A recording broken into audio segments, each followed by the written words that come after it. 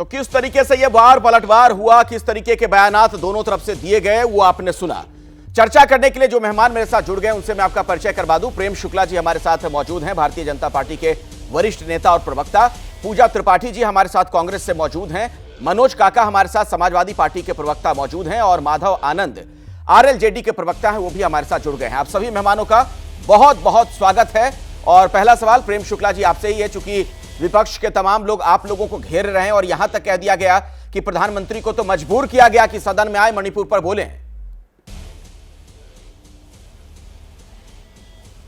देखिए, विपक्ष की ये दिवालिये चिंतन का एक अपने आप में जो है ये प्रमाण है। आदरणीय प्रधानमंत्री जी को इस देश की जनता ने संसद में निर्वाचित करके जनादेश देकर, प्रचंड जनादेश देकर भेजा है। और आदरणीय प्रधानमंत्री जी ने जब पहली बार 2014 में वो संसद की सीढ़ियों पर चढ़े तो उन्होंने दंडवत प्रणाम किया था। और उनकी भारत की संवैधानिक व्यवस्था में, लोकतंत्र में, भारत की न्याय व्यवस्था में निश्चित तौर पर जबरदस्त विश्वास है। लेकिन जिनको भारत के लोकतंत्र में विश्वास नहीं है, जो आपातकाल वाले हैं, जो अपने देश की जनता पर ही बम फोड़ना चाहते हैं, बम डालना चाहते हैं। आज भी अधीर रंजन चौधरी ने जिस तरह से कहा कि भारत के अपने भारतीयों पर बम वर्षा करना कुछ गलत नहीं है, वो ये बता रहा है कि कौन तानाशाह है, कौन हिटलरवादी है। और हिटलर पहली बार भारत की राजनीति में श्रीमती इंदिरा गांधी को 1959 में जब वो कांग्रेस की अध्यक्षा हुआ करती थी, उनके अपने पति फिरोज गांधी ने जब केरल की कम्युनिस्ट सरकार को बर्खास्त करने का कुर्म पंडित नेहरू की सरकार कर रही थी, तब हिटलर कहा था पहली बार। और उसके बाद उनको पता था और 1975 में हिटलर ने जो है, मैडम हिटलर ने इस देश में आपातकाल लगाया, जिन्होंने इस देश में हजारों हजार सिखों का नरसंहार कराया, हजारों हजार मराठियों का नरसंहार कराया, मुरादाबाद जैसे दंगे करवाए, मलियाना जैसे दंगे कराए, मुंबई जैसे दंगे कराए, कानपुर जैसे दंगे कराए, भागलपुर जैसे दंगे कराए। मणिपुर में जो है 1993 में सैकड़ों लोगों की जो है कत्लेआम कराया, जो लगातार कत्लेआम। और इसीलिए श्रीमान राहुल गांधी ने संसद में खड़े होकर जब अपना वक्तव्य प्रारंभ किया तो स्वयं को भेड़िया करार दिया। तो जो स्वयं को भेड़िया करार देता हो, उससे आप जो है लोकतंत्र की अपेक्षा कैसे कर सकते हैं?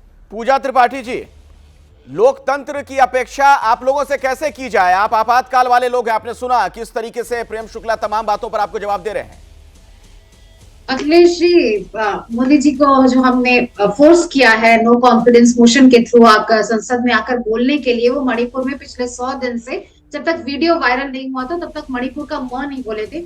उनके लिए बस यही कहूंगी कि हंसी थी, ठिठोली थी, कहाए थे, खिलखिलाहट था, तंज था, अहंकार था। एक पूरे जलते शहर को छोड़कर उसकी तकरीर में सारा संसार था। मणिपुर पे प्रधानमंत्री जी, इस देश के 140 करोड़ लोगों के प्रधानमंत्री हैं, वो आपके भी प्रधानमंत्री हैं, मेरे भी प्रधानमंत्री हैं। और जो 60,000 लोग विस्थापित हुए हैं उन पर भी उनकी जिम्मेदारी बनती है। 160 लोग जो मृत हुए हैं इन हिंसा में, उस पर जिम्मेदारी बनती है। प्रधानमंत्री जी ने कभी शांति की अपील की, न कभी कुछ कहा। और जब प्रधानमंत्री जी की डबल इंजन गवर्नमेंट, स्टेट की, सेंटर की, दोनों बिल्कुल ही विफल हो गई। देखिए, विपक्ष को पता था कि नो कॉन्फिडेंस में उनके पास नंबर्स नहीं है, लेकिन प्रधानमंत्री जी को सदन में कैसे लिया जाए? वो जो कार्ड्स में लिखते हैं ना, भेज रहे हैं स्नेह निमंत्रण प्रियवर तुम्हें बुलाने को, हो मानस के राजहंस तुम सदन में भूल न जाना आने को। प्रधानमंत्री जी ने जो कह रहे हैं प्रेम शुक्ला जी कि वो दंडवत प्रणाम करके घुसे थे 2014 में, बहुत अच्छी बात थी, बहुत अच्छा फोटो सेशन हुआ था। लेकिन उसके बाद प्रधानमंत्री जी कहाँ है? 100 दिनों से स्टेट जल रहा है, प्रधानमंत्री जी कहाँ है? ये अभी इंदिरा गांधी जी की बात कर रहे थे और बिल्कुल मैं इंदिरा गांधी प्रधानमंत्री ने इतना लंबा चौड़ा जवाब दिया तो आप लोगों ने कहां सुना? आप तो लोग तो वॉकआउट करके बाहर चले गए। 1 घंटा कहते हैं प्रधानमंत्री जी ने शास्त्री जी का नो कॉन्फिडेंस मोशन का रिकॉर्ड तोड़ा था। 1 घंटा 40 मिनट तक प्रधानमंत्री जी हंस रहे थे। आप किस पे हंस रहे हैं? वो जो औरतें जिनको नंगी करके जिनका परेड कराया गया था उस पे हंस रहे हैं, जिनका बलात्कार हुआ उस पे हंस रहे, जो हिंसा से 30,000 प्रेम शुक्ला जी जवाब दीजिए, फिर मैं जाऊंगा मनोज काका के पास। प्रेम शुक्ला जी को इंदिरा गांधी पर भी जवाब देना चाहती हूँ, अगर आप मुझे 1 मिनट का समय देंगे। हाँ बोल लीजिए, चलिए आप पहले बोलिए फिर मैं जाता हूँ उनके पास। प्रेम शुक्ला जी 2 मिनट रुकिए जरा, उनको बोलने दीजिए, फिर आता हूँ, सबकी बात पूरी हो जाएगी। हाँ जल्दी से पूजा जी।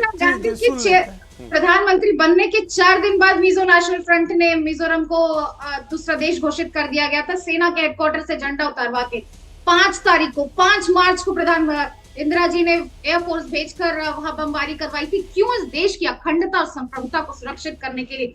वही इंदिरा जी थी जिनको आप ही के पार्टी के एक लीडर ने देश की दुर्गा कहा था। वही इंदिरा जी थी जिन्होंने देश की अखंडता को सुरक्षित रखने के लिए एक पड़ोसी देश के 2 टुकड़े कर दिए थे।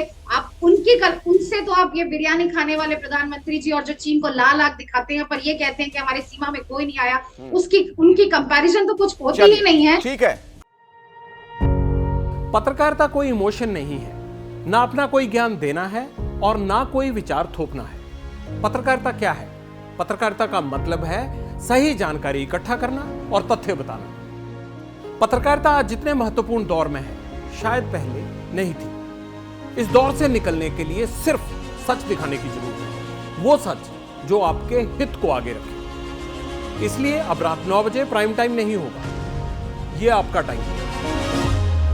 जगविंदर पटियाल के साथ देखिए पब्लिक इंटरेस्ट, सोमवार से शुक्रवार रात 9 बजे सिर्फ एबीपी न्यूज पर।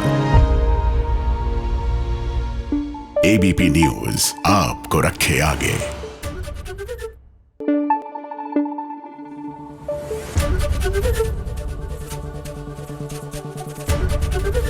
एबीपी न्यूज आपको रखे आगे।